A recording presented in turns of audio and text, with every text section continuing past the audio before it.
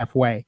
This is an important change for another reason. The batteries in Apple products are not user replaceable, meaning if something goes wrong, consumers void their warranty if they open the case and try to switch out the battery for another one they may have ordered off the internet. Oftentimes, people do this because their batteries stop performing as well as they once did. The AppleCare Plus Protection Plan covers batteries in the iPhone, iPad, iPod, Apple Watch, MacBook, MacBook Air, and MacBook Pro. Pretty much everything. The change also applies to everything that isn't a desktop. The change also applies to any new purchase and retroactively to any device still under warranty, Apple said. Customers need only submit a valid claim. According to Apple, to check the capacity of your iPhone's battery, if you suspect it's draining too quickly, you should start a service request that will get the ball rolling on your replacement. Out of warranty, the battery will run you $80, which is or up to $200 for MacBooks. AppleCare Plus calls $50 for the Watch Sport, $59 for the $60 for the iPod Touch, $70 for the standard watch, $100 for iPhones or iPads, and between $250 and $350 for MacBooks. So, are you worried about your Apple's products' battery life? Give us a call, 585-966-JAZZ. That's 966-5299. Toll free 1-800-790-0415. Yeah, the standard rating has been over the years that after 1,000 cycles, it still should retain 80% of its charge. For people that charge their battery every day, that's 3 years. Right. If you do, every 2 or 3 days, then that could be 5 or 6 years, and it's somebody else's computer by then. Right. So it's nice that they've started doing this. It used to be, as an Apple service provider, the battery had to fail the testing, meaning it was completely consumed for us to replace it under warranty. So it's nice that we're able to do this now. Yeah, it's a nice feature. Well, and of course, clearly we live or die by our batteries on every device we have. Yeah. It would be nice if we had, if Tesla had managed to get batteries over the air, power over the air working. But the reality is that we have some pretty nice things like AppleCare Plus, which will replace your battery. Now, you still, I suspect, have to send in your phone or whatever because it is not user replaceable. You got to take it somewhere. Yeah, the Apple Store can do the phones. We don't do phones in our store at the moment, but we can do the computers. And a lot of times the battery can be replaced while you wait, but sometimes you have to wait for inventory to come in. There are so many with phones. It's not quite as bad, but with computers, there are so many different models, and each one uses a slightly different battery that it's just impossible to stock them all. Yeah, I get that. All right, back to the phones. Our next caller is Cornelius from Fairport, New York. Welcome, Hi there. Cornelius. What's up? What's up? I heard you. I caught the beginning of your show as I was wandering around, and you were talking about Windows 10 releases. Yeah. Okay, the word as I understood it was that Windows 10 was not going to be released and available on purchased new PCs until the end of July, and then Dell told me they had no idea whether the Pro version of it or not. Your information may be a bit more accurate if you can fill me in. Yeah, as I said in the beginning, they will start. Well, this is strictly for rollouts of the free upgrades. It has nothing to do with what's available on a machine you purchase new. And many people who are running Windows 7 or Windows 8.1 have already gotten that little bad. I like what did you call it? The Nagware. Windows Nagware, yeah. Have gotten that little icon in their taskbar saying reserve your Windows 7 Windows 10 copy now. And it just showed up without notice, right? Which scared a lot of people. And so you can reserve your copy, which is stupid because it's just a download. You don't need to reserve anything. They're going to run out of bits. Yeah, right. They're going to run out of time, maybe, they think. Yeah, that's the bigger thing. So they want to know what geographic areas to roll it out to in waves so that they don't overwhelm the system. But yeah, so starting July 29th, they haven't set a time yet, though, have they? No, just the 29th. And what happens at 12:59 p.m. Right. Basically, on July 29th, Windows 10 will start rolling out to what are called the Windows Insiders. Okay. Those are the people who are signed up for the beta test. Okay. They will start rolling out the upgrade in waves starting after the 29th.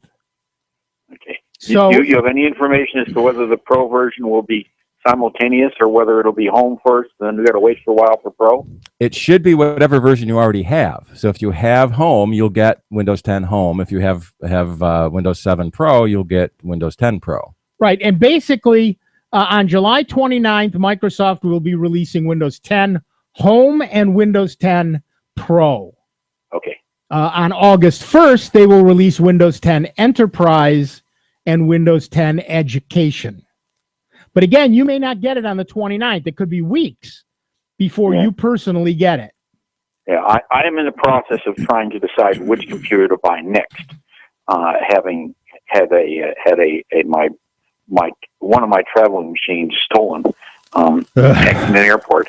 And I had Windows 8 on that, and it was a bit of a pain in the ass. And there were several problems with basically some of the Office products would crash if you touch the screen the wrong way. That's supposed to be fixed, but I need to buy another machine, and I've been saying, gee, do I want to buy it now and wait, or do I want to wait till I can buy a machine with this fully installed? Well, I can afford to wait a little bit, but not forever. Right. Well, it looks like the only real information we have right now is the upgrades, but I cannot imagine that Microsoft is going to hold back manufacturers from allowing from producing Windows 10 machines day one. Yeah. It doesn't make any economic sense. Dell claimed they had no idea whether Pro would be available, which didn't encourage me. Well, right, and I get that because they're probably under a cone of silence thing, where the little omerta that they can't, they're not allowed to say because Microsoft doesn't want people waiting. Okay. There's going to be a whole inventory. One different question that you might like: if my primary purpose on the road is doing HTML5 and Office, would a MacBook be a good choice? Well, it's going to be tough if you're looking, Mac or Windows. You have to make that question first.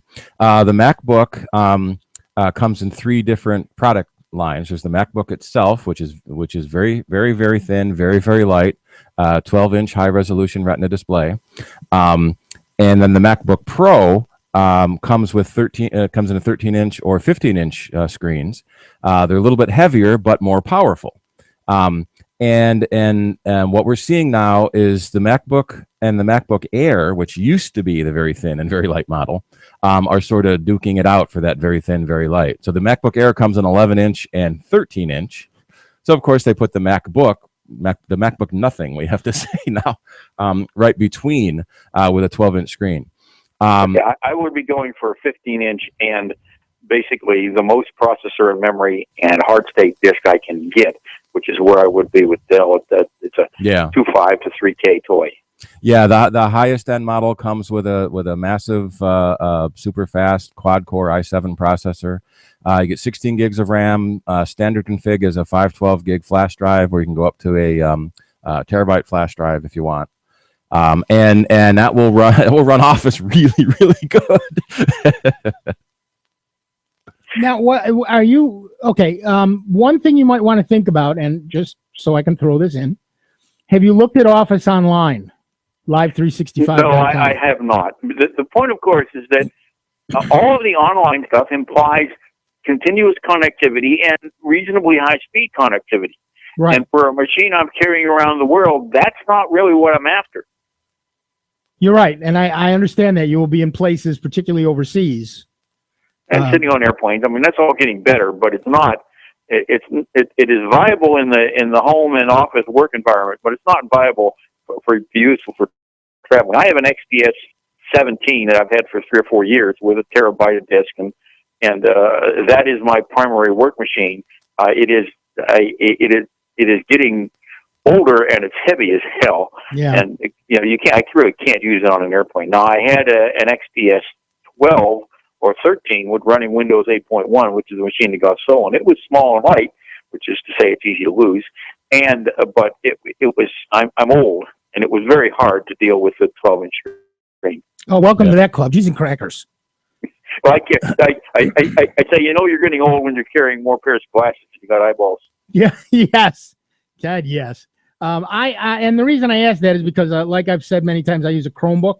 I use Google's Drive stuff, but I've also used Live 365, which works well, and on a super light, super fast, blah blah blah blah blah. It works pretty well. But you're right.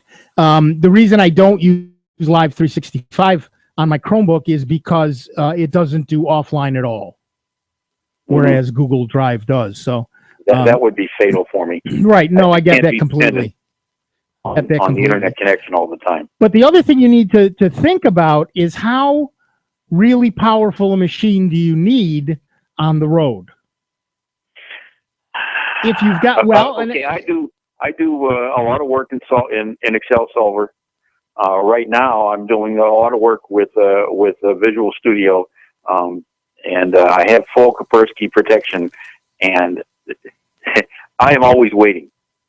Right. Now hold on a minute, because you never mentioned Visual Studio before. No, Visual Studio is not going to work. I mean, one of my current tasks is to develop applications that'll work Android, Apple, and Windows, and that's turning out to be a real blank pain in the ass. HTML5 was the answer a year ago, but you can't touch the local file system. There's a whole bunch of things you can't do that I need to be able to do in these apps. So I'm still dancing with this. But yeah, there's no cheap solution I have to buy an either. Apple machine sooner or later, and I know it isn't going to run Visual Studio, but it should run JavaScript. It should run HTML5. Right. Yeah, that's getting better, but it's not perfect, and there are a lot of very expensive. It's a big problem. The big issue is security. If you're running a website and you can dump any kind of JavaScript in somebody else's machine and you can touch their file system, well, God knows that's where we started, and God knows what the problems that creates. So right now they make it real hard, if not impossible, to touch to put a file on somebody's disk they can get back later. Right. If you have a server in the process, then it's easy, but that's requiring a lot of an initial app. Right. And no, I completely in an industrial environment, if you tell your IT department, well, I'm going to put a server over here on my machine, they will tell you where to go. Exactly. No, I completely agree. It makes for a fairly difficult issue. Have you looked at the local? There's a local group that does app development. App Rochester. App Rochester.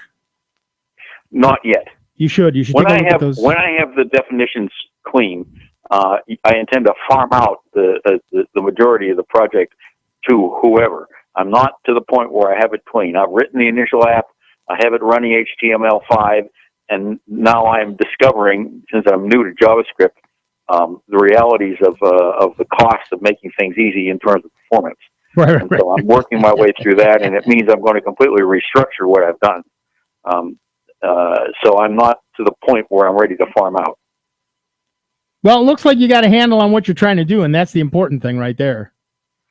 Yeah, I've been busy doing other stuff. I keep telling myself I'm going to get this done by this date, but it doesn't.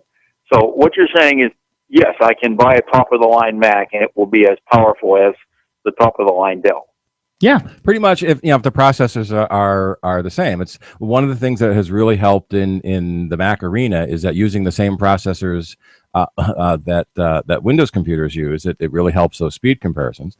One of the things we have noticed is that even though you say i7, you can get a cheap i7 that's not as fast, and Apple typically uses the good fast i7s. Right, Cornelius, we got to run. Yes. Thank you very much, gentlemen. Good luck. Let us know how that works out for you.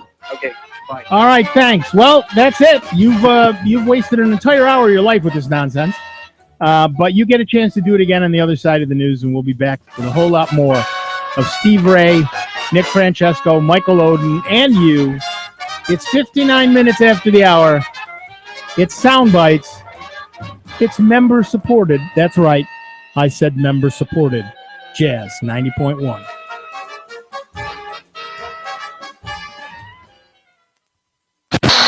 Online 24 hours a day, 7 days a week at soundbytes.org. More with Nick Francesco, Dave Enright, and Steve Ray next on member-supported Jazz 90.1.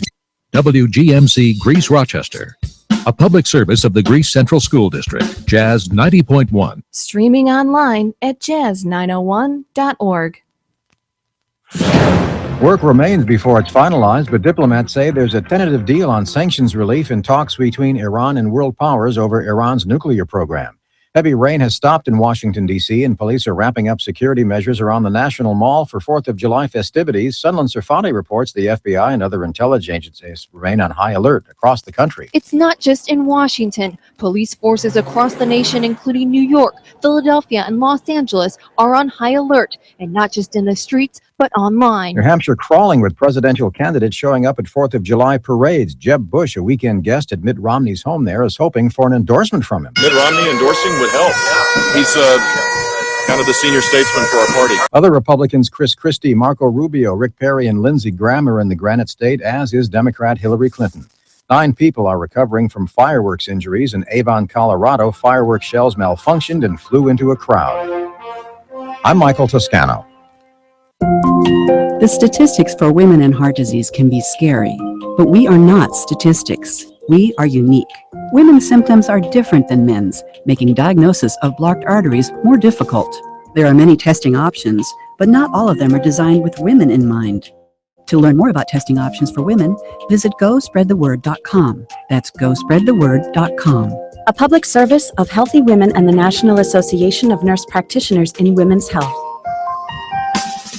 Spread the Word, the program that keeps you connected to the latest and greatest in jazz, is on your radio. That's right. Each week on the Cool Jazz Countdown, we're taking you inside the music with our new music features and our On the Line segment. So join us, Marcella Shepard, the bass man, and me, Kyle LaRue, for the Cool Jazz Countdown. Mondays at 6 a.m.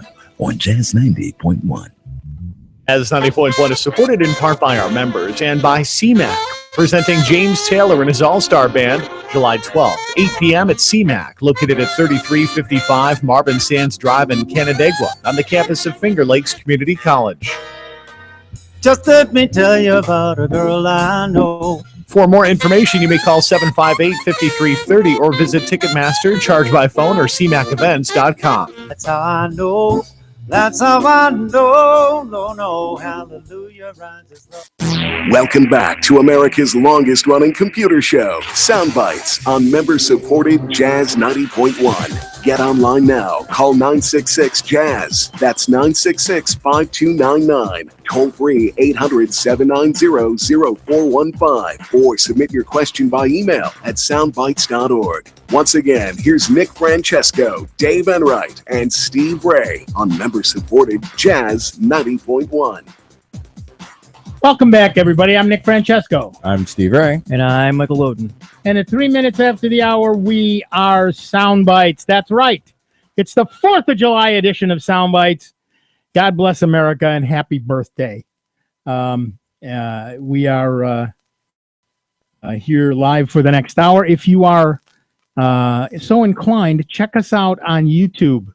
Soundbytes.org is the channel, and we are testing actually streaming via YouTube. It could be a better deal for us that way. Can you tell how many people are actually viewing? It's supposed to tell me. It's supposed to tell you, but it's What's ironically, the one I'm watching says there are 0 watching, including you. Yeah. But yeah, so which is crazy because the actual address, youtube.com/soundbytes.org, expands into this weird gibberish of letters and numbers. So I'm not going to tell everyone that. Right. Just leave it at that. Yeah. Yeah, it may tell you, see, but it doesn't tell me because I'm not. It tells me nobody's liked it or disliked it. It still says 0. I have live control room here because I'm one of the owners. So I could go to the live control room. Interesting. All right. Oh yeah, look at this. Pretty interesting. Okay, sorry, that was great radio right there. Figuring out your live YouTube on the air. Yeah. Right. All right. So Oh, this is such a nightmare for Google. Google says it is appalled that its new Photos app mistakenly labeled an African American couple as being gorillas. Google Photo automatically tags uploaded pictures using its own artificial intelligence software. So you don't have to. So it groups them. So you can have, pictures of dogs, pictures of flowers. The error was brought to its attention by a New York-based software developer who was one of the people pictured in the photos involved. Google was later criticized on social media because of the label's racist connotations. This is 100% not okay, acknowledged Google executive Jonathan Zunger after having made contact by Jackie Elstein via Twitter.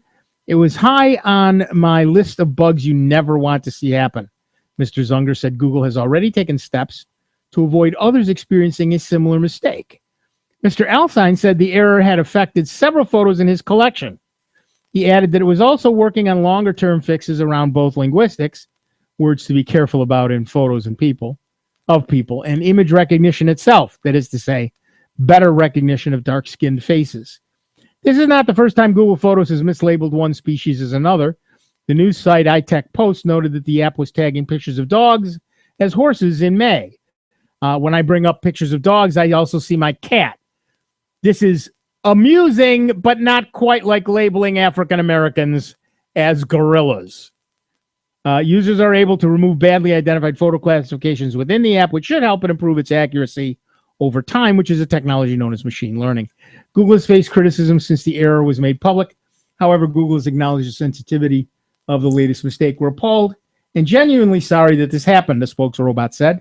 We are taking immediate action to prevent this type of result from reappearing. There is still clearly a lot of work to do with automatic image labeling, and we're looking at how we can prevent these types of mistakes from happening in the future. All right. If I'm Google, yeah, and I have a photo program that identifies and labels things, yeah, wouldn't I test that to make sure things like that don't happen before I release it to the general public? Well, to be semi-fair about this, I've seen the pictures in question, and the pictures themselves were very dark. The background was dark. Everything was dark. In fact, in one of the pictures, I couldn't recognize anything in there at all. I know, but even so. Yeah. Right. Couldn't you, where are the people that are supposed to be testing these things in beta and going, and Flickr got in trouble for the same thing a couple years ago. This isn't Flickr right. Somebody should fix this Microsoft- before we release it to the general public. Right. Microsoft had that a number of years ago when they first introduced unlocking your computer with your face. It didn't recognize African Americans at all. Well, black people they didn't have to be Americans, but black people at all, and they were dinged for exactly the same thing. And it's when you're trying to do something great, and there are millions of darker skinned people using the app, and so far only 2 people have come forward. So it doesn't matter, I guess, how much testing anybody did, whether it was Microsoft or Google or what was the other one? Flickr did. You can't, edge cases are going to happen. It's a problem, and I get that. And I'm not trying to make it seem less horrible than it is, because it's horrible. It's horrible. But also, from a technical point of view, technicians have an what they will generally term an interesting problem, which means holy moly, I have no idea what to do about this. An interesting problem to deal with, and I'm sure that it's going to get better. At least I hope it's going to get better. But we'll see as time goes on how that works. But from Google's point of view, it's a horrible thing to have happened and a horrible PR nightmare. From the people to whom it happened, it's a terrible insult. Yeah. It really is. I mean, it's a horrible thing to have happened to somebody, and what a horrible thing. Microsoft or Google is working. Microsoft had, like I said, the same problem with facial recognition. it simply would not recognize a dark face. Whatever their race was, a very dark face was unrecognizable to the software. Now, part of that had to do with lighting. If you're in a standard room, the background is well lit, your face is not necessarily as well lit, and if it's a dark face to begin with, it's a little worse, and I get that. But they had to do an awful lot of tweaking to their algorithm to get it to work for every facial hue, and now Google is facing exactly the same thing, and I get it. But what a horrible thing. You're looking at Google Photos and it's doing great. Your dogs are under dogs and your cats are under cats, and then there's pictures of you and your girlfriend, as one of that guy had, him and his girlfriend. They're labeled as gorillas. What a horrible insult! What an absolutely horrible insult. So I get it, and they didn't seem. They're not suing. I think their friends found it first too. Yeah, it's very possible. I don't remember that part, but but God bless them. They're very reasonable about this. So far they've been very reasonable about this, and God bless them for that. We're in a world nowadays where everybody really, really looks to be offended by everything. I'm telling you, we're not racist. It's the computer software. Yeah, right. But everybody's looking to be offended by everything, and it's nice that these folks seem to be being reasonable. So we'll see. But it happens, and like I said, when in the middle of your pictures of dogs you get a cat, it's humorous. When you get labeled as a gorilla, not so funny at all. But it's an ongoing problem, and it's happened with just about every facial recognition type of software out there. And you can't have people verify every photo, because what was it on Twitter alone? There's 1 billion uploads a second or some god awful number like that. Yep. So and look at me, I uploaded 15,000 pictures. And I did that because I don't want to have to label every one of them. We always intend to. I always intended to, and I never did. But now I can throw them up in Google Photo, and I can say, oh, you know what? I've got a great picture of me at the age of 3, standing in front of a fireplace, Christmas thing, and I wanted to put that up for Throwback Thursday. I just search for fireplace, and boom, up it comes. I can search for vague searches. Woman in blue dress in snow in Paris. Yep, and you get 1,000 of them. Yep. Well, and you'll get them, and they'll actually be there. Yep. But that's the good part of that automated business. But when the automated labeling, the automated putting people in categories, automated categorization. But there will be those horrible issues like this, and there's nothing you can do but move on. I feel for Google just like I felt for Microsoft when it happened to them. All you can do is apologize and move on, tweak your algorithms and fix them. So I guess we'll see how that all works out. Yeah. Yep. It's and of course you can join in this discussion. 585-966-JAZZ. What's my jazz voice? 585-966-JAZZ. That's 966-5299. Toll free 1-800-790-0415. Bringing you smooth jazz and quiet reflection all night here on Jazz 90.1. How's that? I have a feeling I'm going to get a text from Rob in about 5 seconds. What is he doing? He's just he's riffing on Jazz 90.1. Great station, it really is. They've done a beautiful job, and you need to remember that, particularly when we go to that time of year when we will be taking pledges for our fund drive. They continue to keep us on. They can even when it's days like this, they continue to keep us on and keep us rolling, and we appreciate it, and we hope you appreciate it as well.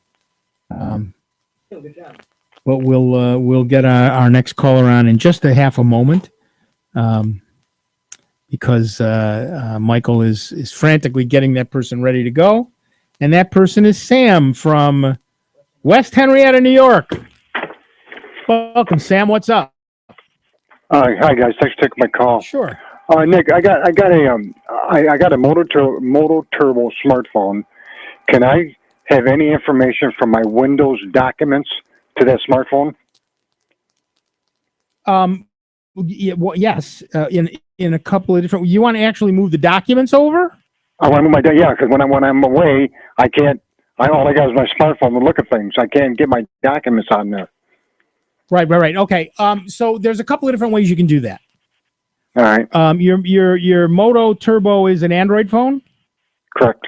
Okay. So one thing you can do is put all of your documents up in your Google Drive.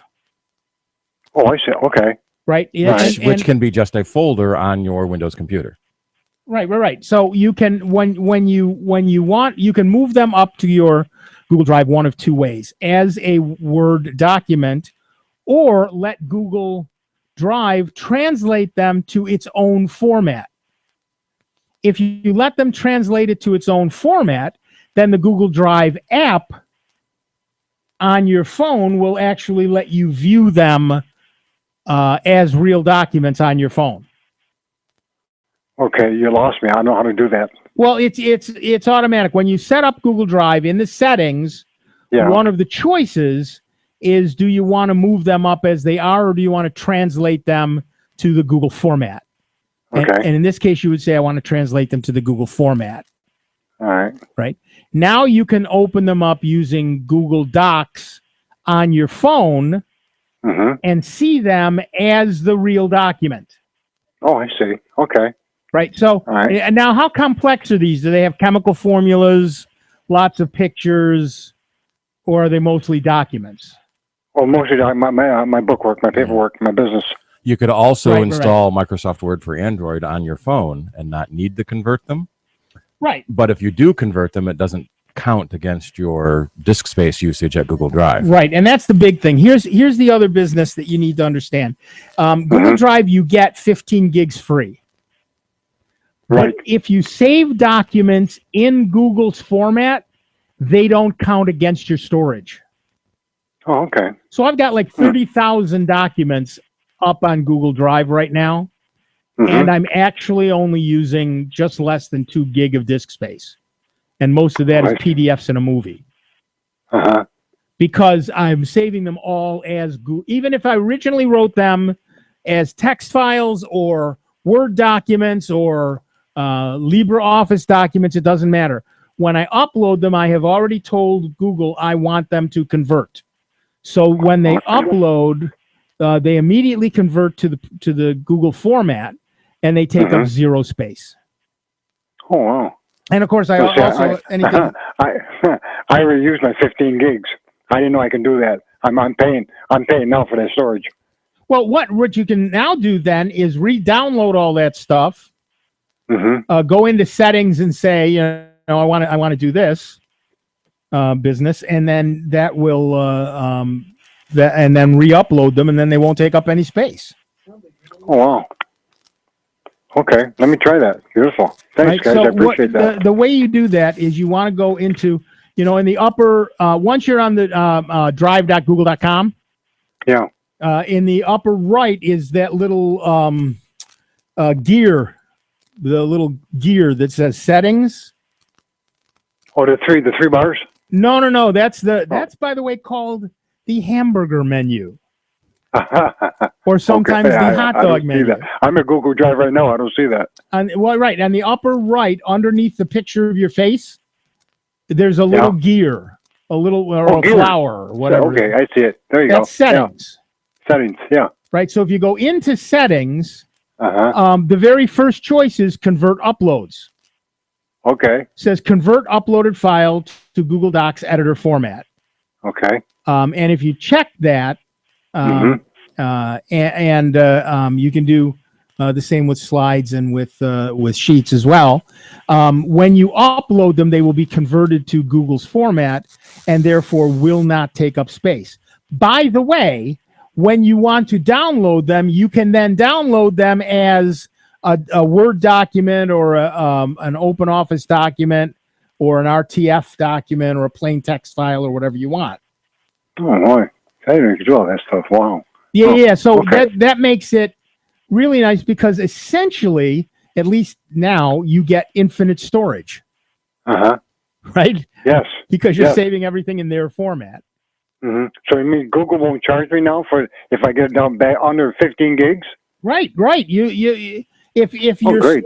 Right. So like I said, I'm storing thousands and tens of thousands of documents, and I beg your pardon, tens of thousands of documents, and I'm only using 2 gig of space.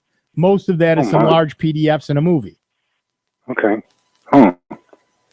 Very good. Now you guys are on YouTube now? Well, how do I get you on YouTube? YouTube.com. YouTube.com. Soundbytes.org. Soundbytes.org. All one word, no spaces, no. Also, there's a link on our homepage as well. And we got to take a break.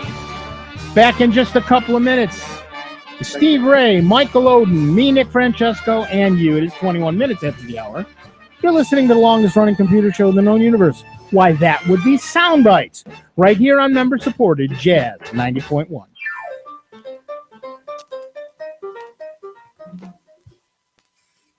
It's America's longest running computer show. Back to more Sound Bites with Nick, Dave, and Steve. Next on member-supported Jazz 90.1. Before you call into our show, please make note of the following rules. 1, turn your radio down. 2, turn your radio down lower. 3, remember, nobody has invented a good-sounding speakerphone yet. Don't use them. 4, make sure you have a point. It makes for a more interesting show. 5, calling does not guarantee you'll get on the air. No whining. 6, if you do get on the air, please do not tell the host what you just told the screener. We don't care. And 7, is that radio turned down yet? We hope this will make for a more enjoyable program, and we thank you for your time. Today, a new creature walks among us, causing fear, mayhem, and injury. Stay back, children. Look out for the dreaded digital deadwalkers. With faces pressed against their little handheld devices, they put all good citizens in harm's way. Oh, hey, dude, I'm walking here. Oh, sorry, I didn't see you. A public service message from the American Academy of Orthopedic Surgeons, who want to keep everyone well connected with healthy bones. Hey, listen here. If you'd like to support Jazz 90.1 as a member, but can't commit to a single payment, consider becoming a Jazz 90.1 Jazz-O-Matic member. It works like this. Each month, we bill your credit or debit card for a specified amount. Say, for example, you'd like to contribute $10 a month to Jazz 90.1, but you don't want to send us a check for $120. As a Jazz-O-Matic member, your $120 contribution is spread out over the entire year, so it's just $10 a month. Very affordable. For more information on supporting Jazz 90.1 as a monthly Jazz-O-Matic member, call 966-5299 and say, "Make me Jazz-O-Matic," or pledge online at jazz901.org. And thanks for supporting Jazz 90.1, Jazz-O-Matically. Contests are open to U.S. residents 18 years of age and older. WGMC employees and their families are not eligible to enter any contest conducted by WGMC. Members of the Board of Greece Community Broadcasting are not eligible to enter any contest conducted by WGMC while in office. Limit 1 entry per person. Only 1 winner per household or immediate family per 30-day period is permitted. All decisions of station management with regard to the awarding of prizes, the selection of winners, and the interpretation of these rules are final. Each entrant, by virtue of entering the contest, agrees to accept the decision of the station as final. Copies of official contest rules are available to the public by writing to WGMC Contest Rules, 1139 Maiden Lane, Rochester, New York, 14615. And now your Jazz 90.1 weather. Well, happy 4th of July weekend, everyone. Your forecast for today, a lot of the daytime hours will just be a mix of clouds and some sun, but at any time there could be a brief thunder shower moving through the region. high temperature 78 degrees. Tonight, we're mostly clear, lows right around 60. And for Sunday, another nice day, similar to our Friday, with sunshine, blue sky, a few clouds, high temperature 82 degrees. I'm meteorologist Josh Kozlowski for Jazz 90.1. And it is 76 degrees at the Greater Rochester International Airport. It is 80 degrees here at member-supported Jazz 90.1.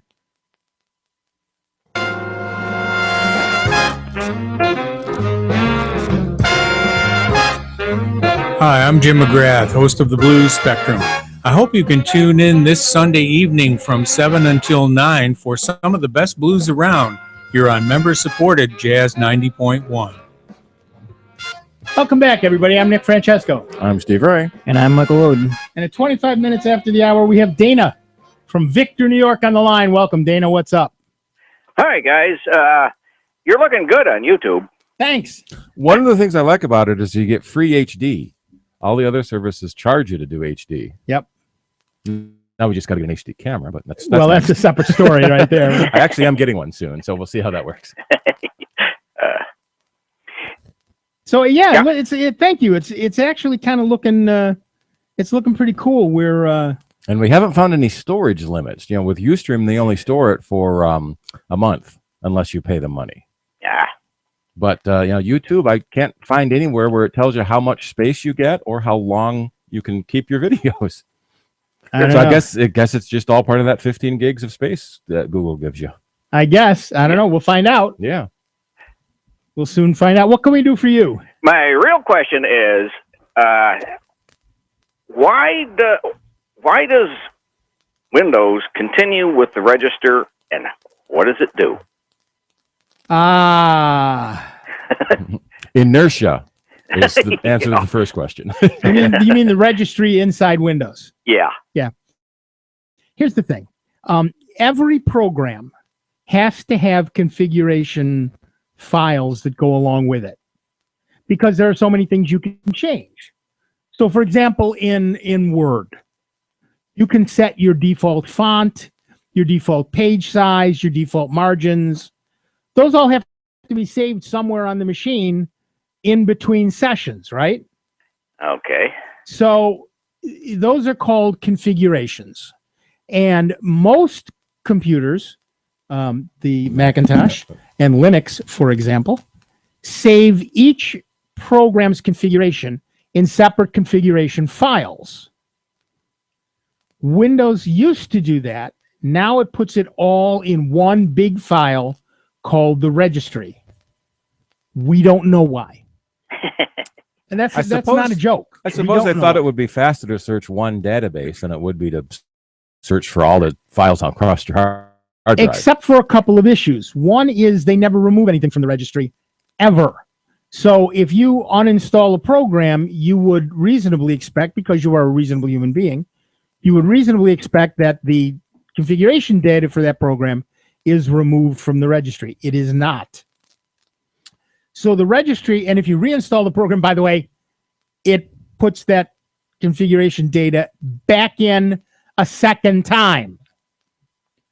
So you end up with a growing registry. So something that started out as 50K, 100K, 200K can grow into truly megabytes inside, which makes it very hard to search. It takes a long time to search. It takes a long time to load, and it takes up a lot of space in your machine. And if any one little thing goes wrong, it loses a byte here, a bit there. The entire registry can become corrupted, and now none of your programs work. Right. Yeah, I deleted it once. Yeah, that's a bad thing. Yeah, don't do that again. There was no hope.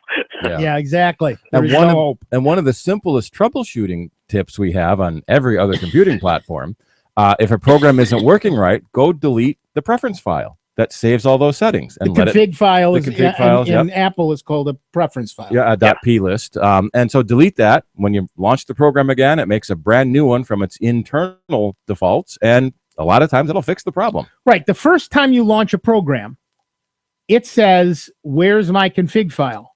Oh, there isn't one. I'll make a generic one. So the way you get out of trouble is you delete that config file or plist or preference file, and the program runs and says, oh, this must be the first time I've ever run. I'll make a generic plist or a generic config file. Windows doesn't do that. It puts it in the registry, and it better be in the registry next time. And if it's not the in installation process puts it in the registry, not the running of the program. And if it's not in the registry, it doesn't know you have the program installed. Even if you do, it won't run because it doesn't know it's installed. Right. Yeah. So this is why one of the things we tell people to do is the very first program you should install on any machine you buy is Revo Uninstaller, because it will keep track of what's where in the registry. And if you really want to delete something, you delete it through Revo, and it will remove the registry entries as well. So your registry stays as clean as possible. Now, that's not to say it can't become corrupted. Yeah, there's a huge aftermarket in registry cleaners that Right. none of them do a complete job because they can't, because the registry is so complicated. Right, exactly. So it's an interesting problem that Microsoft has created for itself. I get the idea of putting everything in one place, but it's so the registry itself is so fragile and delicate that when you are in any situation where you could damage the registry, you're not just damaging that one program, you're damaging all the programs. And this is particularly true for all the people who use utilities that they download from the internet. Many of those are written by amateurs who've done a lovely job writing the program and not a very lovely job dealing with the registry. So you may have a program that works perfectly and completely screws up the registry. Yeah, when I deleted the register, all my programs were still on the computer, and I just reloaded Windows. But I had to reload all the programs, so I now had them on there twice. Right, because the registry is what tells Windows what's available. It doesn't. You can't just run a program and the program says, I'm here. Yeah. Windows looks in the registry and says, that program you're trying to load doesn't exist, therefore you can't load it. Wrap your head around that one. Yeah. Yeah. That icon you clicked on, it didn't really exist. Go away. Right. So you're really looking at something that I've hated since day one, and I don't know why Microsoft persists in it. I'm sure they have a very good corporate reason for doing so. Well, now it's backward compatibility and inertia. It's I if suppose. they want a program to work on a newer operating system, they have to keep those old structures intact. And that's one of the things that you said earlier. Apple hasn't been afraid of saying, okay, nothing old will work. We're going to start fresh. Yep. And Microsoft hasn't done that since Windows 3.1. Yep. When I first started using Linux, these many decades ago, I saw the etc directory, which has many of the config files in it, and I thought, well, that's kind of brilliant. Wait, what a great idea! Of course, that's the oldest idea. Unix predates all the other operating systems we use. So, that's the oldest idea of how to do these things. But it means that if I damage a configuration file for one program, it has absolutely no effect on anything else on the system. And if I accidentally delete one, it will be put back again. And if I remove a program, it removes that file and you're done. It's the right way to handle things. Clearly, Microsoft has their own way to do it. Yeah, some people will be looking on their hard drive for large files to delete, and they'll see this giant file. Oh, I don't know what that is. Delete. And then your computer dies and won't work again. Yeah, if the sentence starts with, I don't know what that file is, end the sentence right there. Don't go on to the, I'll delete it part of the sentence. Yeah. Just, I don't know what that file is. Done. Just leave it there. Find someone who does. Yeah. Google probably knows. Yeah, Google will know. But yeah, that's why, as Steve said, it's got to be inertia by now. Somewhere, somebody at Windows, at Microsoft thought that was a good idea. They were wrong, by the way. It probably was back in the DOS days, but Well, no, DOS used to use config files. no. I mean, we didn't think of them that way, and most people never saw them. but they were there, and it was with the advent of Windows that we got the registry. It was 3.1 is where it first And I came really out. do understand, beg your pardon again, I really do understand using the registry for Windows itself. All the pieces and parts of Windows are all in one place. That makes a certain amount of sense. But then to say, hey, all y'all come and play here. And I used to use the .ini files for initialization file. In fact, I've heard some of the fake tech support guys will have you look for .ini files on your computer to convince you that you're infected. Right. INI means infected. Yeah. Yeah. So yeah, at any rate, there's an historic reason. I'm sure I've never known what that reason actually is. And the best thing to do for everyone listening, leave the registry alone. Do not touch it. Windows even gives you it not only provides you with a registry that you can use to shoot yourself in the foot, it even has a registry editor program that provides the bullet. So if you really want to go into the registry and muck up everything forever, Windows will let you do that, which is fine. I used to joke with my friend Dave Ballard, who used to be my head minion and now is me at RIT. And he used to call me up every once in a while saying, I'm in the registry, and I would quiver and shake. But the reality is Dave knows what he's doing. So when he's in the registry, it's fine. I really do not worry about it. But when the average person goes into the registry, that's a frightening thing. Don't do that. Don't go there. There be dragons. So, yeah, so the short answer, too late. The short answer, Dana, is we don't know why Microsoft uses the registry. It's stupid and they use it. I appreciate your clearing up what the heck this silly thing does. Clear as mud. Clear as mud now. Yeah. Appreciate it. All right, thanks, Dana. Thanks. Appreciate your show. Yep, thank you. We love to hear that. Yeah, I wish I understood the registry. I wish I had the person who created the registry here in front of me so I could slap him or her before moving on.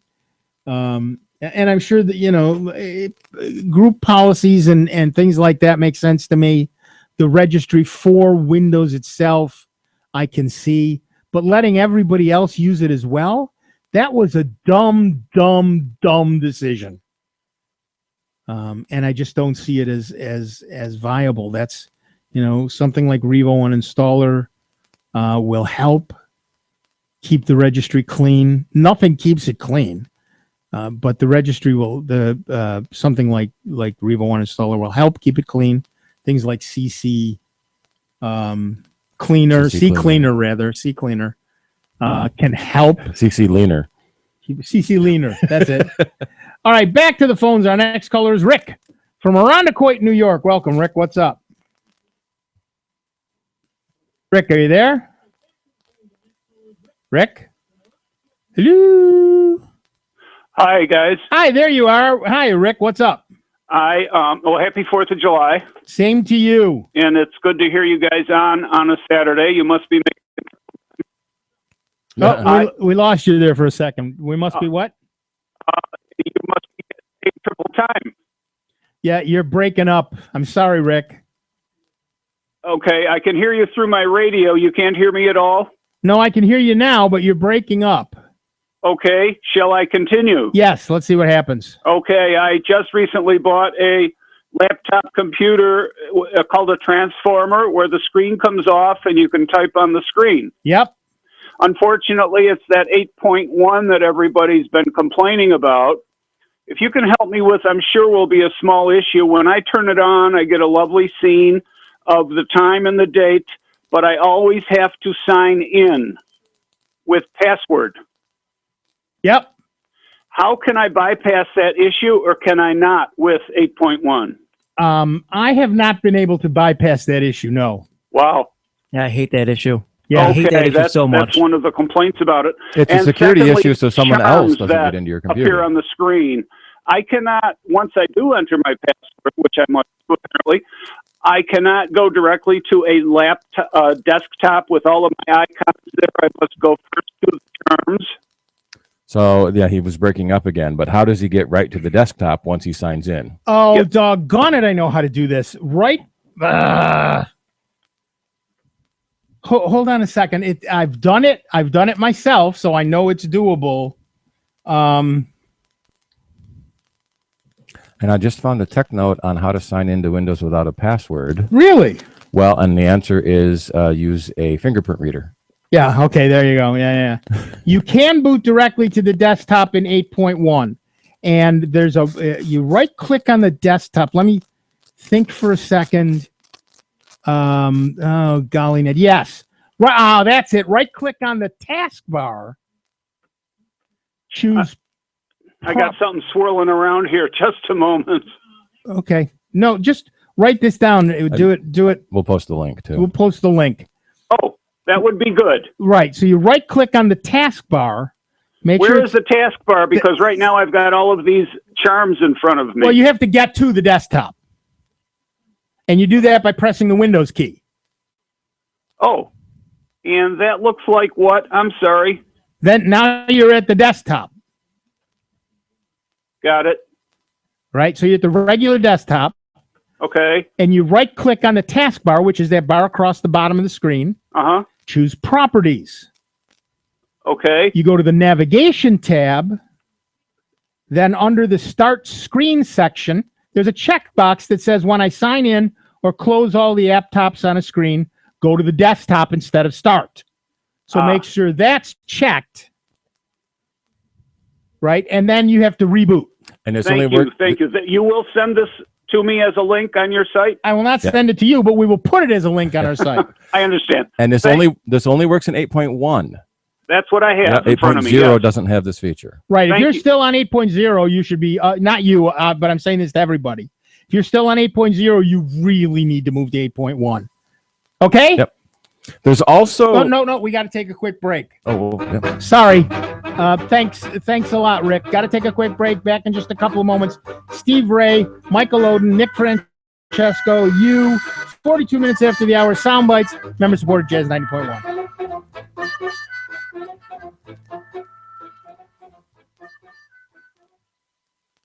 Computer talk you can understand. More Sound Bites is next on member-supported Jazz 90.1. My favorite thing about music is it's reliable. It's always there.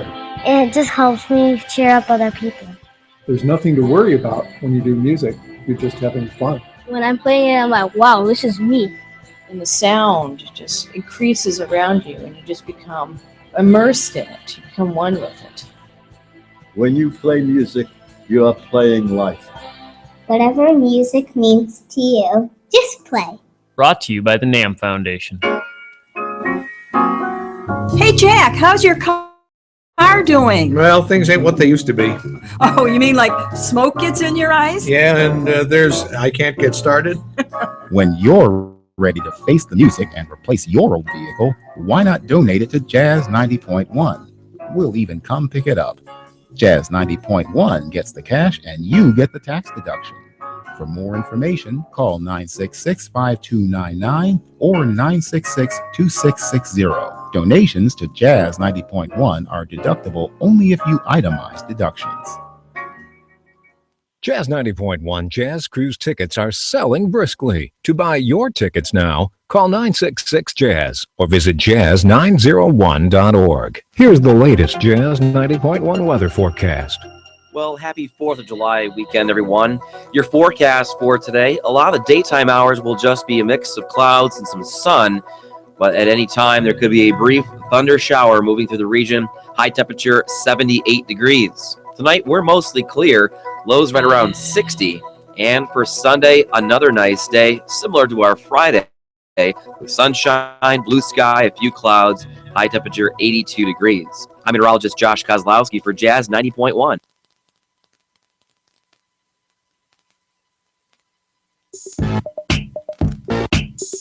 This is your selector, Mike Kincaid. Please join me Monday evenings from 8 to 10 p.m. for foreground music on member-supported Jazz 90.1. Welcome back, everybody. I'm Nick Francesco. I'm Steve Ray. And I'm Michael Oden. And at 44 minutes after the hour, we are Sound Bytes, and we have Joe from Cheek on the line. Welcome, Joe. What's up? Well, the whole purpose of the registry is to centralize configuration in one spot. If you think about it, if you have something like a Linux system or Solaris system or whatever, you can put configuration files in, etc., or maybe user, etc., or user local share, or there's any number of places.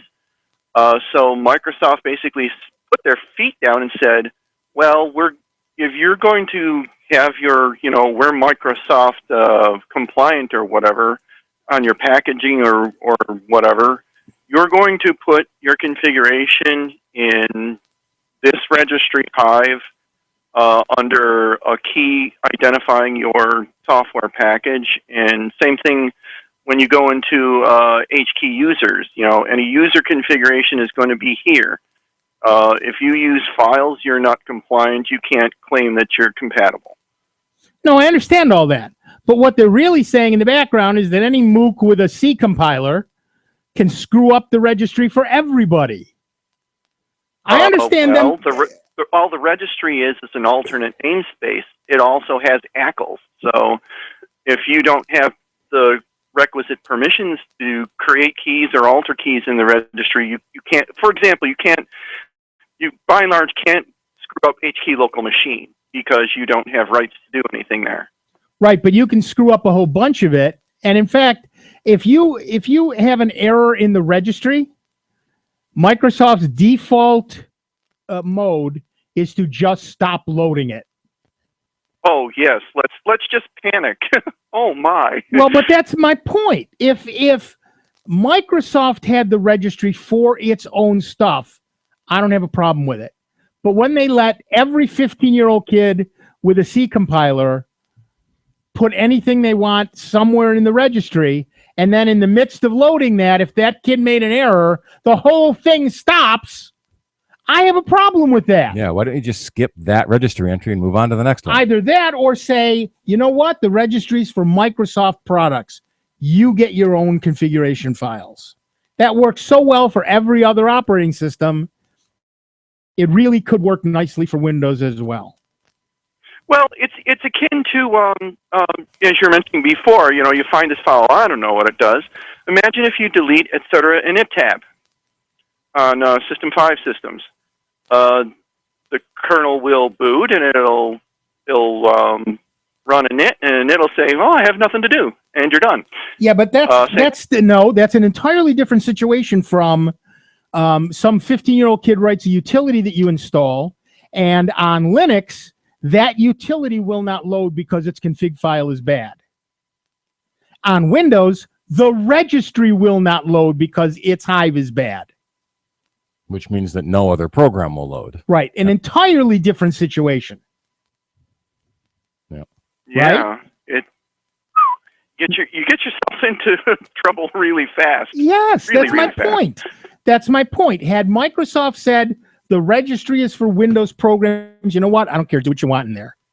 But when Microsoft said the registry is for every single program ever, including every dumb utility some idiot downloads from CNET, not that CNET has idiot utilities.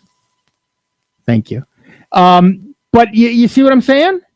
You don't know what ends up in the registry.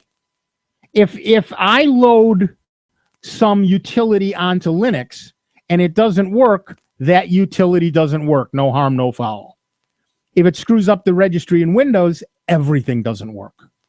I wonder if some of it was the pressure to beat Apple at the time. Windows 3.1 was the first Windows to really give Apple serious competition, and then Windows 95 kind of sealed the deal there for Microsoft. But they finally got something in 3.1 that was close enough to Apple that close enough is close enough. Right. So if that was one of the famous quotes where Bill Gates said to Steve Jobs, "We don't have to be perfect. We just have to be better."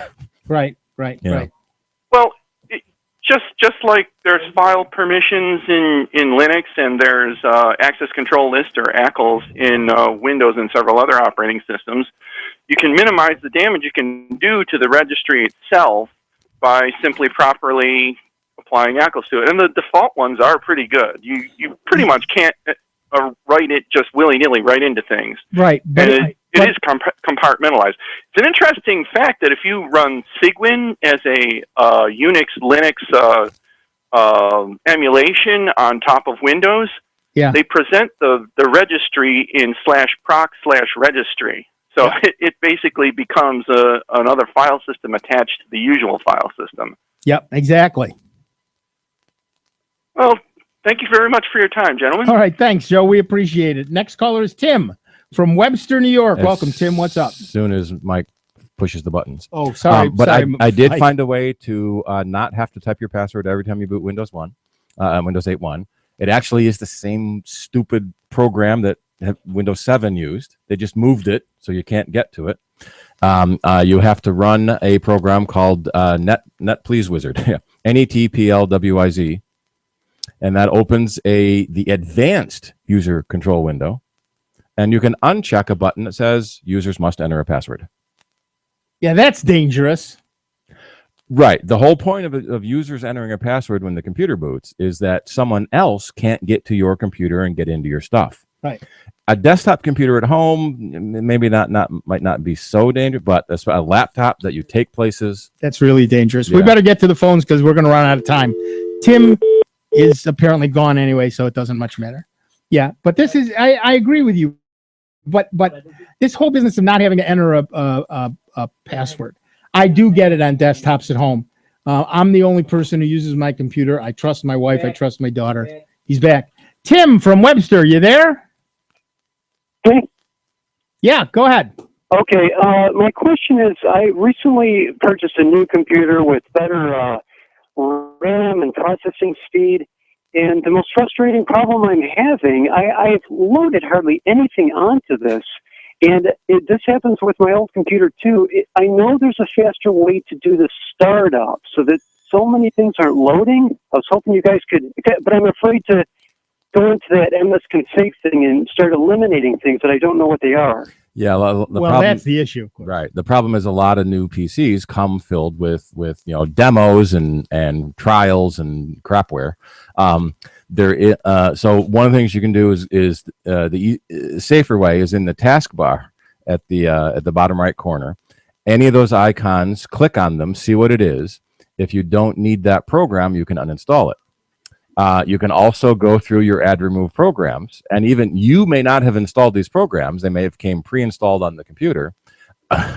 Excuse me. You can uninstall those programs as well. Right. There's a lot of demo where, for example, many computers nowadays come with a 3-month demo of an antivirus program. Well, that's great, except that 3 months from now, you forget that it was a demo and you're not protected anymore. Right. So you can go through. If you go into startup, if you go into msconfig and hit the startup tab, one of the things you'll see is a list of the things that start up in the background. You may not care that Windows, that Microsoft Office starts in the background every time. So it makes it faster for Word to launch when you click on it later. Right, but if you only run Office once a day, you may not care that it takes an extra 8 seconds to load. Is there any kind of a list available that can tell me don't touch this and that? No, sadly not, because there are so many different configurations that are available, and often programs use generic names like PC host service.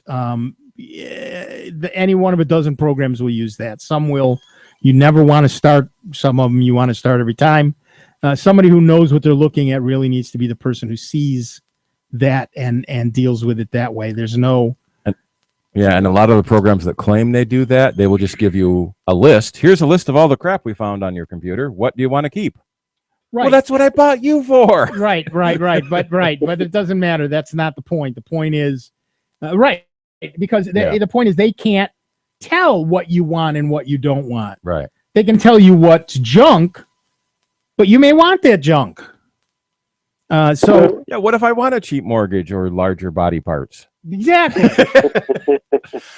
So one of the biggest programs that's been around for a while is the PC decrapifier. But it's a similar sort of program. It will go through. It will find the junk in your computer, and then ask you, which you want to keep, which you want to throw away. Part of it is if you know you want to use that program, you keep it. The hard part is knowing what that program is and what it does. And so that's where a little Google searching comes in. You don't know what that program is, Google it. Exactly. Okay. Oh, thanks for your time, guys. Appreciate it. All right, sorry, Tim. Thanks. All right, that's it. We're done for another week. I want to thank Steve Ray. I really want to thank Michael Oden, who did yeoman service here, keeping us on the straight and narrow. I'm sure Dave, we'll get all three of us here together one week eventually someday. Happy 4th of July to everyone out there. God bless the United States of America. Happy birthday, America. And we will see you next. Don't go away. George is coming in to play the best German music you'll hear all week. We'll be back here next week with the longest running computer show in the known and unknown universe. It's Sound Bytes on member-supported Jazz 90.1.